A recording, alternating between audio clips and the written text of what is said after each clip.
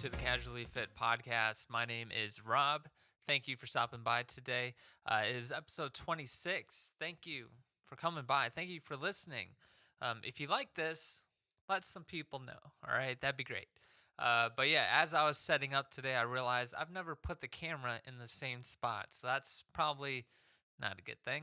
And I also realized I think I got to focus on creating some better studio. All right. But yeah, other than that, that's what I was thinking before I came here today. I just got done eating Chipotles. It was great. But who cares about that, right? It's Wednesday morning for you, and it is time to, really push through. It's the beginning of March. We just got done with February.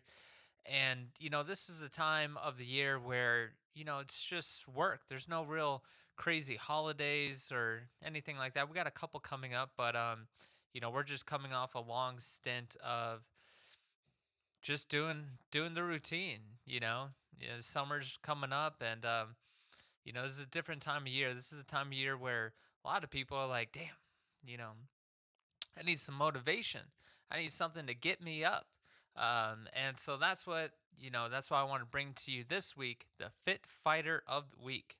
Again, Fit Fighter of the Week. This person name will change soon. I did think about it today, and I didn't come up with a better name. So it's still might be the Fat Burner of the Week, but Fit Fighter of the Week is what it is right now. And and so, like I was saying, the Fit Fighter of this week. Again, this is somebody who's been out there fighting the fitness, right? Fighting their fat, fighting their weight loss journey. And again, it's a huge, a long process. And this is why I want to bring to you every single week somebody new. So you can see that, one, that it is a long process. You can see their progress. But you can also kind of, tune in to where these people are at and tune into their thoughts and what they've gone through to get to where they're at. So then when you're looking ahead, you can be like, hey, maybe, maybe this can help me out and maybe I can avoid some of the things that they went through. Or maybe I can do exactly what they did or try to, and maybe I can have similar results. So the fit fighter of this week.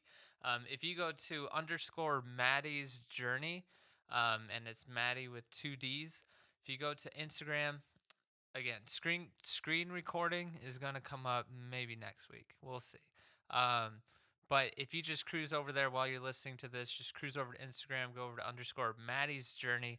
She has lost over 100 pounds, 115 pounds, and it seems like she documented it all on Instagram, pretty much. I cruise through her Instagram, and you can pretty much go down super far. And it seems like she's been all about this life since May of 2019. Okay, so not too long ago, right? Not too long ago. About 2 years. Is that almost 2 years? So again, not too long. It's been about 2 years, and she's lost about 115 pounds. About 60 ish. We're just rounding around. 60 ish pounds a year that she lost. So that's a good amount. That's a good amount of weight, right? That's like losing what 5 pounds every single month, right? So if you're somebody who is so you can take a lesson just from right there. Um, I think that's right, right? Yeah, 5 pounds a month. Uh, I'm bad at math on the spot, but so 5 pounds a month is not 20 pounds a month or 30 pounds a month, like what a lot of people want to be losing when they're trying to lose weight. I get it. Everybody gets it. You want to lose weight. You have a bunch of weight to lose. Uh, Clearly, the most human reaction would be, okay, well, what's the most I can lose in the shortest amount of time? That's usually where everybody's brain goes to. And when it comes to losing weight, for most people, that doesn't seem to be the best option because again, you can possibly lose weight, but you have a much higher chance of it coming back after you lose the weight. And then you have to go into the ways that you lost the weight, how dangerous it is. And then some of the ways, I mean, very likely that it'll come back, especially if you're just like trying to, you lose X amount for because of whatever reasons. And then you're like, but I just have to hit that 185 pounds, but I weigh 200 pounds. So I'm going to drain myself of all my water weight so I can hit the 185 by the date. What does that do, right? That does nothing. That gives you a superficial, hooray. But, the next day and every day after that, you're going to be in complete disarray, just like, oh my God. You're going to, part of you might still be thinking, I got all the way down to 185, but, 5 days, 7 days later, now I'm at 215, 210. I mean, so that's clear. And then that can just throw off your psychological game. And then that just makes it even more difficult to lose weight. So I don't know how I got on that, but but when you look at Maddie's journey, you can break down how much weight she's lost over the time. And again, I don't know the specifics, but let's just say, I mean, she posts up there 115 pounds since May 2019. So I'm going to take that how it is. So it's been about 2 years, and just break it down by month. But you can take from it, it's just 5 pounds a month. Okay, if you focus on that, if you're trying to lose weight, instead of being like, I got to lose 115 pounds, which sure, that might be your bigger, larger goal. But your everyday goal, your everyday thought when you're, running in from workout to workout and you're feeling tired and you're feeling sore, you just focus on the 5 pounds. All right, it's a much more obtainable thing. But hey, if 115 pounds gets you excited, go ahead and do that too. But for most people, it's going to be better if you just do the 5 pounds. It's just going to be just breaking it down into more manageable sizes. And so yeah, go to Maddie's journey. She looks like she did it through Weight Watchers. So I'm a fan of that just because you go, or it's WW. I'm sorry, I forgot that they made the worst decision of their lives. I mean, what did they do? Why would Weight Watchers have that name for so long and then just change it to the WW? If we want to get conspiratorial right now, just for fun, I mean, why would they do that? Weight Watchers, I just feel like everybody knows that name. I bet most people don't even know it's the WW. Why would they distance themselves away from that name? It just doesn't seem like a good decision. Seems like a horrible decision. I even think I went onto their Instagram and their old name, Weight Watchers, seems to be so prevalent and nobody cares about how they changed their name that I think on Instagram it says it's WW and then in parentheses used to be Weight Watchers with like exclamation. I swear I saw that somewhere. I don't feel like checking right now.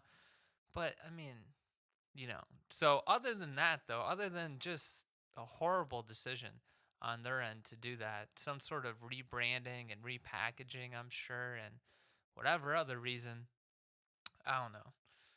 It takes forever to get a name known, and then you just change it. But so I don't get it. Either way, I am a fan of Weight Watchers because, if you go from not watching what you eat, which most people who let their weight kind of get out of control and their eating habits get kind of out of control. I know I do it for myself. I'm not paying attention to what I'm eating. I'm not paying attention to the calories, the sugars, the fats. I'm not paying attention to anything like that. I barely pay attention now. All right. But thankfully, I just know what to eat through something. I didn't do Weight Watchers, but through something similar, which is just being aware of what you're eating and just looking at what you eat. Uh, and a good way to do that is to go about your regular day. Don't change anything at all. Don't eat healthier because you're watching what you're eating. Go through a regular day. Order what you would normally order, but then look at all the calories and all the sugar and all the carbs and all the garbage that's in there, and then find that number, find that total calorie count, and just dive into it. And I think that's something that you can take with you forever. And that's something that could really shed light on where you're at and why it's so difficult to lose weight. If that number, that total calorie count, is much higher than the calories that you burn. But I think being aware of that, you don't have to. I'm not really a fan of always being aware of it and being super, you know, any food that comes your way that you might eat. Like you're grilling the cook to some dinner party that you were a friend invite for or whatever. You're like a third, fourth party person going to some party, and you're grilling the chef that made the catering for all this stuff to find out the actual sugar and calorie count and everything like that. I am not a fan of that. I don't think people should do that at all. That sounds horrible. Um, so I'm not a fan of that. But paying attention to it for however long it takes for when you have a good grasp of what's going on out there, I think that's absolutely necessary. And Weight Watchers, WW does that. They assign points to everything, and everything will have a certain point, and you can go on their website and you can look up food, and it'll show you all the different types of calories and everything that's in it, and it's just readily available. So I'm a fan of that. Um, and that's what I'm a fan of about their thing. And clearly it works. 115 pounds. I didn't really see that she was doing anything else other than that. So I don't know. It does. It seems like she might. She works out, So I believe so. But if you go on Instagram, you'll see that she looks like she helps some people out. She talks through some of the difficulties that she's had. You know, changing over again, losing 115 pounds, comes with a few things. And if you go with her, or if you go to her Instagram and check it out, then you're gonna, see what lies ahead, and just you can just be ready for whatever lies ahead. And that's why I want to show you the Fit Fighter of the Week, which is Maddie's Journey underscore Maddie's Journey. So go check that out. Um, Now next, what's up? What is going on? Summer's almost here. You know, San Diego's kind of warming up, and we're kind of being able to eat at restaurants, so things are changing, right? And that was a horrible segue. All right, I want to get into my nutrition tip of the week. All right, the nutrition tip of the week. First off, I released a video on Monday. It's talking about really how there's no surprise that in America we're fat, and it's a topic that is very interesting for me to kind of dive into. And I found some crazy facts about some things that are going on. Basically, I'm a fan of personal choice. I'm a fan of, not, I'm a fan of not being a victim for everything. I'm a fan of always, for myself, I just blame myself for everything. I don't know how healthy that is, but I'm a fan of that stuff. But also, and that translates into people wanting to lose weight. But also at the same time, there's other things at play. And one of the things that's at play, first of all, the tip of the week for nutrition is be skeptical of basically everything that you're putting in your mouth. If you're not cooking it yourself, be skeptical of it. And I sound like a hippie from the 70s and 80s. And they're probably like, yeah, man, don't trust what's in the grocery store, man. You don't know where that food comes from. Check it out, bro. I sound like that. I get it. And the thing is those crazy people were right. Those people who are probably tripping in, 20 different dimensions while they're talking to you, they're not even, they might not even know you're you. They might think you're a talking chimp plant or something, a chimp plant hybrid. I don't know. But they seem to have been right because, one statistic, there's a study. They went through like all the food in a certain grocery store, and they found that 74% of all the food in this grocery store had added sugar. So it's not, it's all added. It's added sugar. It's in 74% of the food. If you go into the grocery store and you light on fire 75% of the grocery store, you only have 25% left. I mean, what do you really have left? There's not much there. You wouldn't really call that a grocery store.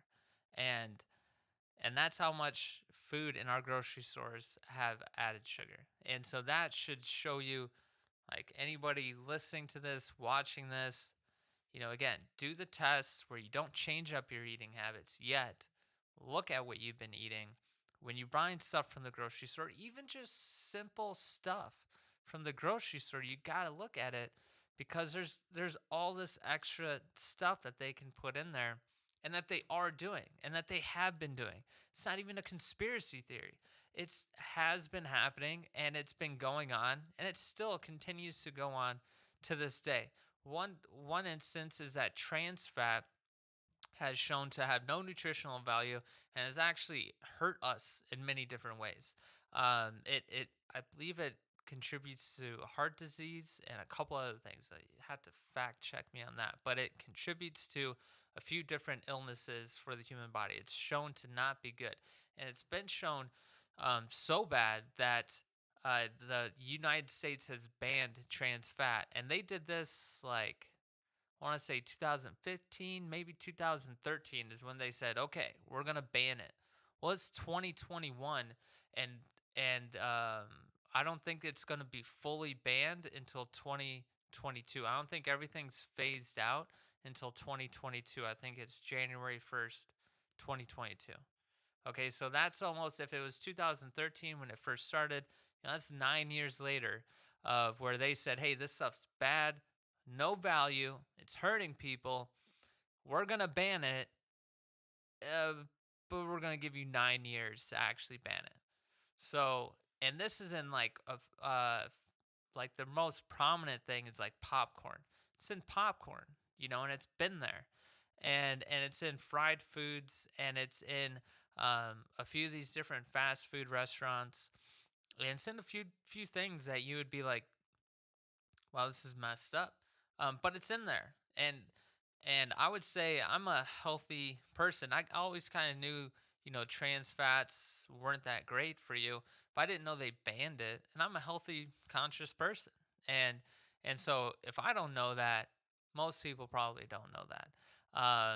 If I like looking into that stuff, maybe it just missed, and maybe everybody knows about it other than me. That's definitely a possibility. That's happened before, and it'll happen again, and it might be in this situation. But I'm gonna guess that most people don't know something like that. That this bad ingredient is in a bunch of things inside the grocery stores and fast food restaurants that you possibly frequent, and it's just there. We've recognized it as a bad thing, and that we shouldn't have it, but it's still here, and it's still going to be here for like another year. So that's another instance of things that are just under everybody's radar. And this is getting into the video. This is why I think, again, personal choice is great, and that's a huge factor. But there's a lot of other things that are kind of working against us. Now, I don't think it's some grand conspiracy. I can kind of think how somebody would think I'm thinking there's like one person or one group of people turning the gears and doing it. I don't think that. I just think this is just how things kind of have been played out for several different reasons, that are just completely intertwined and not really from some master plan or anything like that. So don't go there. But I'm sure some people will, and I'm sure I can find somewhere on Reddit where they talk about that actually. Um, but you know, there are things that are under our radar, that are in the grocery stores that are not good. And it's even goes to labels you can buy. I mean, there's a huge thing right now with healthy food. Healthy food has become this bigger thing. More stores are carrying healthy food. There's actually like healthy food sections in the grocery store, which really those haven't even been around for that long. I would say those in the last like 4 or 5 years, traditional big box grocery stores didn't really have their own like organic healthy section. But then they realize, oh, people are starting to buy this stuff. People are going to Sprouts and Whole Foods, and so now they have their own little section. And some of that stuff is just labels. They say certain things that can be legally that can be legal, but they could just be one thing. Like one of the examples that I actually did in the video that I just released was Raisin Bran. Like Raisin Bran would say, "I love Raisin Bran. I like Raisin Bran." Right? I know it's a weird like white people food, but I like Raisin Bran. And one of the things that it said was Raisin Bran right across the top will say high fructose corn syrup. That there's no high fructose corn syrup in there. Okay, so if you're just cruising down the aisle and you're like, what should I get? Should I get Lucky Charms? Those seem good. Should I get Kicks? What should I get? Maybe I'll get the Lucky Charms. But then you're like, that's pretty much just all sugar. I'm just waking up and eating marshmallows. You know, who wakes up and eats marshmallows? Colored, dyed marshmallows on top of that. Um, so you could, maybe you're thinking about getting that, but you're like, it's just too much sugar. And then you cruise and you see the Raisin Bran, and you think raisins are good for you, right? And bran, I don't know what bran is, but it looks like some crunchy stuff, you know. So, and then you see the title on top of the Raisin Bran says no high fructose corn syrup. You go, oh, perfect. I'm gonna go get some raisins, some bran, and I'm not gonna have any high fructose corn syrup. So I'm golden. I'm good. And then you buy it, and then you realize there's like 20 grams of sugar per like cup size, serving size, and it's only like a cup or something. So really, like a bowl, like a standard bowl is like two of those, and you're getting 40 grams of sugar plus all the carbs and all of that stuff. And they just don't use high fructose corn syrup. They just use a different type of sugar. You know, there's over 70 different names of sugar. And so they just use one of those. So again, you know, this is where, you know, instead of just being like going through that process, and it's very easy to do. You know, sometimes you go to the grocery store and you're happy to go to the grocery store because you want to grab some food and you know what you want to get. Maybe you're hungry or whatever. Other times you go to the grocery store because your fridge is empty and you just got to refill the fridge and you got other things that you got to do. You don't want to go grocery shopping. You don't want to wait in line. And you're just cruising through the aisle. You got kids yelling at you, whatever it is. Boyfriends texting you, freaking, I don't know, whatever it is.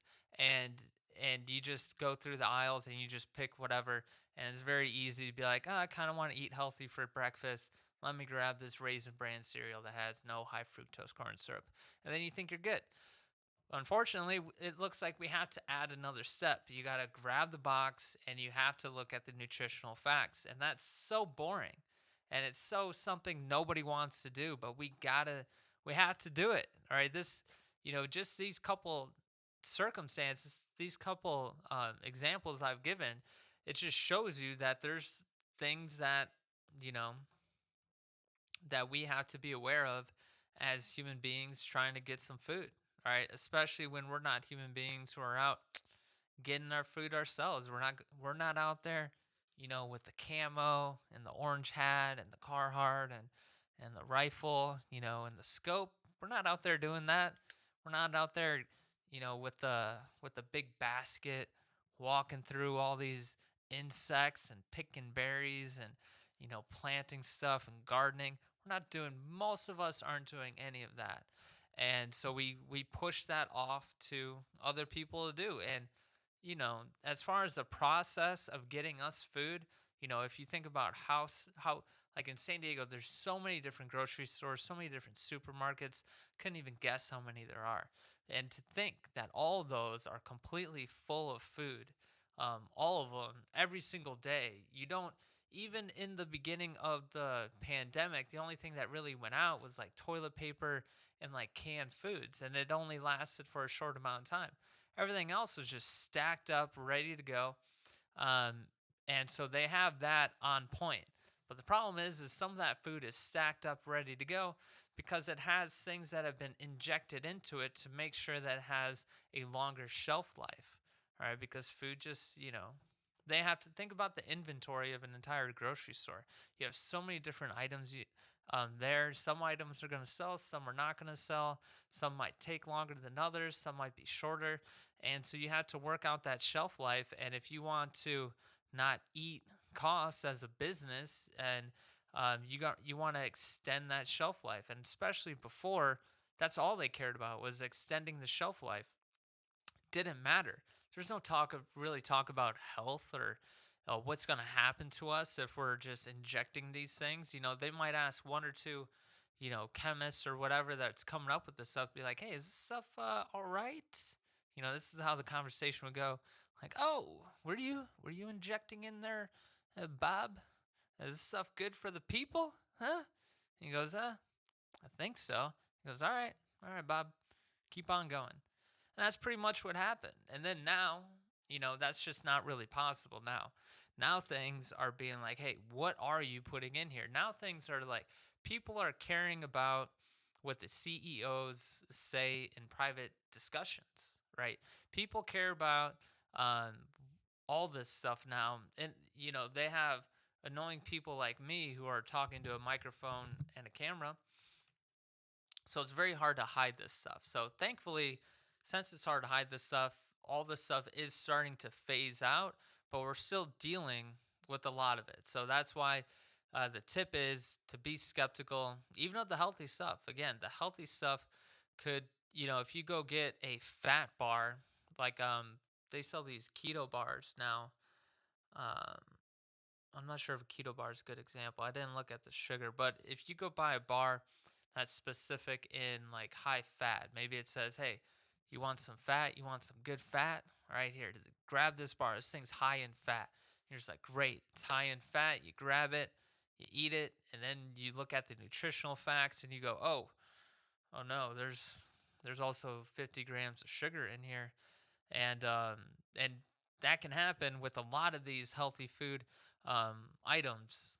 They actually have a lot of sugar in it, which is crazy. They'll just like market a food a certain way, saying it doesn't have this one thing, but then it'll have something equally or much greater thing that is detrimental to your body.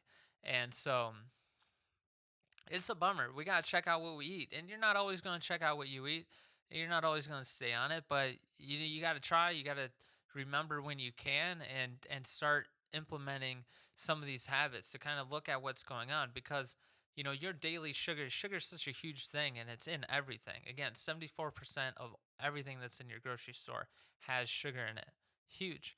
So you know sugar is such a thing to where when you're talking about weight gain, the recommended dose of sugar, recommended intake of sugar that you should have is anywhere from like 20 to 30 grams.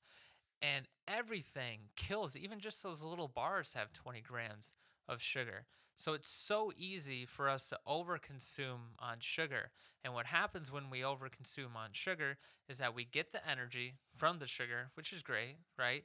And then we get a little reserve tank of energy as well, which is also awesome. It's cheap energy, it's going to be used up quick, but that's great.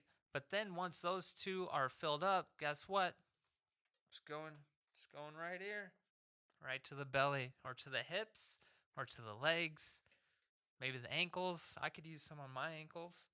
Um, but that's where it goes. So again, if we're taking in so much sugar, I think I saw most Americans are eating over 300% of their recommended daily sugar intake. 300%.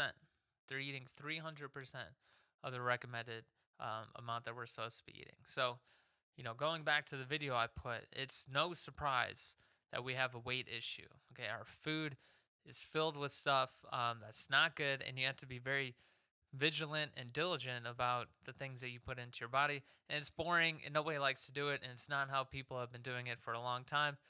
But if you want to be healthy, you know, try to stave off certain diseases or illnesses. If you want to do these things, you want to lose weight, you kind of have to do it. All right. It's just what you have to do, and it's not exciting news, and it's not something people really want to hear, but it is what has to be done. But that's the tip, okay? That is the tip. That's the nutrition tip of the week. Probably went too long, but let me move right on in to the fitness tip. Okay, now if you're trying to lose weight right now, ugh, my legs are hurting. If you're trying, if you're trying to lose weight right now, and you're in the gym, and you got a bunch of weight that you got to lose, you cannot be just lollygagging around the gym. You got to pick up the pace. That's the tip. Is you got to pick up the pace. Um, using bodybuilders, because you go into the gym, and if you're not really familiar with the gym and working out, everything, you might see some super jacked people who are, they got a little juice in them, right? Most of them. But you're going to see these people work out. And most of them, put on a lot of weight, and they just rep out like 6, maybe 10 reps. And then they just sit there, BS, go on their phone, do whatever, and they just chill for 5, 10, for a while. A lot of people spend a lot of time in between sets. I don't know how I don't know how people can sit there for 3 hours in the gym. That's literally, some people work out 3 hours. Like some of the people that you see that are super jacked, they will work out 2 to 3 hours in the morning, and then they'll go back and work out 2 to 3 hours later on in the day.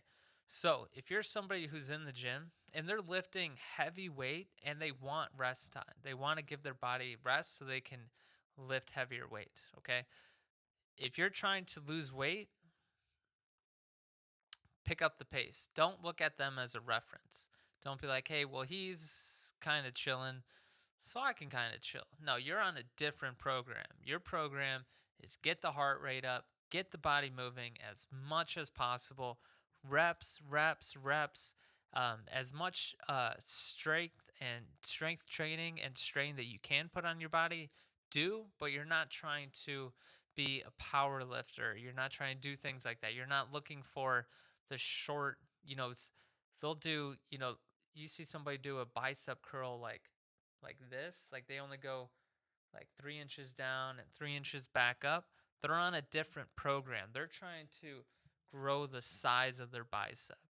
All right. And then they'll do 1, 2, 3 reps, and then they're not doing anything for 5 to 10 minutes. And then they go, but they're on a different program. So if you've been looking to these people as the ones for your pace, stop. They're on a different program.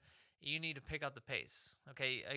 Start off small and start off slow if you have, slow and small, but just know that you need to pick it up a little bit more. Instead of waiting 5 minutes, you shouldn't be waiting 5 minutes in between sets.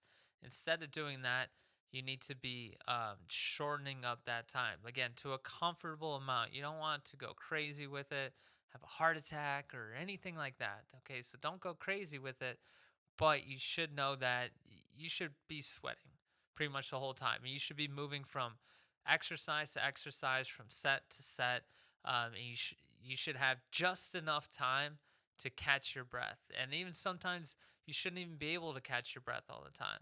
But as soon as you do catch your breath, once you get your breathing down and get into a rhythm, once you catch your breath, as soon as your breath is caught, you're already doing the next set. Okay, so that's not going to be a long time. We're talking like 30 seconds, 60 seconds tops. And what that's going to do is that's going to keep your heart rate up the entire time. That's going to help you burn more calories. And that's what you want to do if you're trying to lose weight. Okay, so pick up the pace when you're in there. And again, if you have to start off small, that's fine. Just have goals. If you check in between, if you check your sets and you realize that you're waiting 3 to 4 minutes in between every single one of your sets, be like, hey, all right, tomorrow I'm just gonna wait 3 minutes every single time before my set, just 3 minutes, okay? And then do that for maybe 2 or 3 days, and then be like, okay, now I'm gonna wait, maybe after a week, maybe a couple weeks, then decide, all right, now I'm gonna wait 2 minutes and 30 seconds, and then do that for a couple weeks and build yourself up, build up the ability to not only get through that workout with a shorter time in between sets, but to actually persevere and push through, and not barely fall, not fall at the finish line, but run through the finish line. Okay, so that's what you should be focusing on doing, and then bringing that number down to a reasonable amount. For myself, it's very quick. Myself, it's anywhere from 15 to 30 seconds. But I'm on a different program. I'm on an endurance program. I have no desire to be super jacked and have a 25-inch bicep or whatever. That is not on my radar at all. Um, Endurance is something that I like, and then a little bit of strength. But for you, if you're trying to lose weight, again, you got to pick up the pace. And that's the fitness tip of the week. Moving right along into the last thing, which is the fit freak of the week. Now, this lady seems to be, um, it's Lawanicia. La, I'm horrible at that. I don't know. It's something like that. Lawanicia. Um, but go to it's LAUWENCIA. Go there to Instagram, and you'll see she is killing it. You'll see her do a couple workouts, but see her. This is why I had to pick her, because I clicked on one of her Instagrams and she's doing the assault bike. I love the assault bike. It's great for endurance, and not too many people do it, so I'm a fan of that. And again, she looks like she works out all the time. Her legs are huge, huge legs. And again, this is somebody that you can go to if you want to get a little bit of inspiration. Again, if you're trying to lose weight and you're just thinking about, you know, how difficult it's going to be and what might be at the other side of this thing, um, look at her at It's Lawencia. I think Lawencia. I have no idea. Lawencia seems about right. Um, so go to her Instagram, and you're gonna see what the human body is capable of. And she doesn't post. She posts a few workouts that you can go to. She is a trainer as well. Yeah, if you scroll down, you can see her. She's strong, strong woman. I think she has like a 90-pound kettlebell, or not 90-pound dumbbell in her hands right now doing squats. Might even be more than that. So she's definitely fit, and she gets after it. So use her for some inspiration if you'd like. And that's the fit freak of the week. Didn't really have much else to say. I just found her Instagram and saw her on the assault bike, and I was like, perfect. But if you go to her, she has, yeah, so she has a Get Lean and Curvy Free challenge, and she has a program as well for Get Lean and Curvy program. So go check her out. Get that inspiration, motivation, whatever you want to do with it, right? Just up that limit that you have. If you think that the body can only go this far, look at her and see how far you can really push the body. And that's why I want to show you her. And that's this week's episode. That's everything for this week.